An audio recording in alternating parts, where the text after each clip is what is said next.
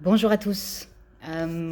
Voilà une petite vidéo aujourd'hui parce que j'avais envie de vous partager une réflexion, j'ai envie de dire, parce que c'est vraiment encore un chemin. Voilà, envie de vous partager ça et puis de vous laisser faire le chemin de votre côté. Moi, je vais continuer le mien parce que je suis vraiment pas arrivée au bout et on y viendra hein, quand je serai dans le vif du sujet. C'est peut-être même le chemin de toute une vie, je n'en sais rien, mais qui en tout cas est un petit peu dans l'air du temps. L'air du temps, pourquoi? Parce que c'est très en ligne, certains le savent déjà, connaissent ma passion pour l'astrologie.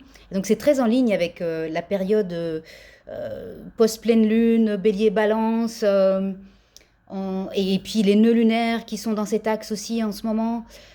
On est vraiment à un moment assez charnière, j'ai l'impression, de travail sur l'équilibre entre le je et le nous. J'ai déjà posté des choses à ce propos de ci, de là. Et il se trouve qu'hier, j'ai fait une expérience assez intéressante. J'ai pu observer quelque chose. Ça a vraiment éveillé chez moi une grande réflexion. J'étais en train de... Je partageais un moment avec, dans un séminaire. Je devais intervenir pour une petite heure autour de la thématique de l'ikigai et j'ai proposé, puisque le temps était assez court, de mettre des adultes en binôme pour qu'ils créent, à partir des valeurs qui leur sont chères, un monde idéal. Et donc, chacun avait répondu à la question qu'est-ce qui est vraiment important pour moi, et puis avait rejoint quelqu'un, je suis désolée, je souris parce que cette expérience était vraiment géniale, c'est très très très très beau à observer, avait rejoint quelqu'un, il s'était mis en binôme, et l'idée c'était allez-y maintenant illustrer un monde, votre monde idéal. Un monde idéal.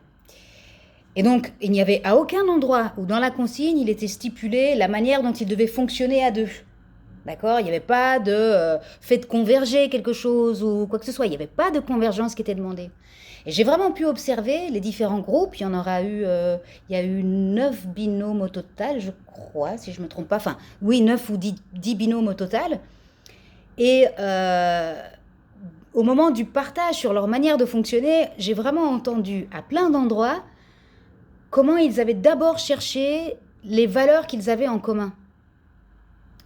Valeurs slash besoins qu'ils avaient en commun pour, après, illustrer un monde idéal. Ce n'était à nouveau pas dans la consigne, ok? Et puis il y avait un groupe, hein, les irréductibles gaulois ou je ne sais pas quoi, qui avait fonctionné complètement différemment, où on pouvait sentir, en tout cas dans leur partage sur la manière de fonctionner, qu'il y avait vraiment deux individualités qui avaient eu pas mal de mal à se rejoindre parce que très très presque antagonistes comme ça hein, dans leurs valeurs et besoins.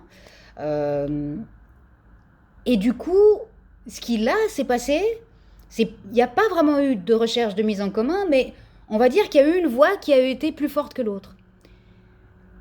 Et donc le but était d'illustrer le monde idéal et de faire ressortir des éléments autour de, enfin, pour nourrir l'une des bulles de l'ikigai, hein, du diagramme de Venn, quand on fait la recherche sur l'ikigai. Donc on n'est pas du tout le but n'est pas d'observer ça. Mais ça me saute aux yeux, en fait, ce qui se passe. Et je me dis, ça m'a, moi, amené dans une forme de... Waouh, mais en fait, ce truc est inextricable. Hein? Comment... Et c'est là que je fais le lien entre l'astrologie, hein, le je, le nous. Waouh, comment est-ce qu'on prend en considération l'autre? Comment en même temps on fait entendre sa voix, ses besoins, ses valeurs? Comment en fait, quand on crée notre monde idéal avec l'autre, on peut avoir tendance effectivement à d'abord fort fort chercher ouais, les trucs sur lesquels on se rejoint, ouais, on est d'accord, ouais, c'est super et tout. Et où en fait, il y a tout un tas de valeurs, de besoins qui ont été mis de côté. Chacun a fait ça. Jusqu'à potentiellement le couac, la passion qui redescend, ou voilà, le temps qui passe et on se connaît de mieux en mieux. Je parle vraiment de relations en général, hein, je parle pas uniquement de couple. Et puis, pouf, oh bah tiens, bah, ce besoin-là, il n'est pas respecté. Oh bah dis donc. Mais en fait, dès le départ, euh, par un mode de fonctionnement comme ça, de chercher le commun, c'est nous-mêmes qui avons choisi de mettre de côté ce truc. Enfin, vous voyez? Et donc, comment en fait créer un monde idéal avec l'autre? C'est vraiment une question, hein. Je n'ai pas la réponse, c'est tout mon propos. Comment faire un monde idéal avec l'autre qui prenne en compte vraiment toute la singularité de chacun, tous les besoins et toutes les valeurs de chacun? Comment qu'on fait? Je sais pas. Et vous?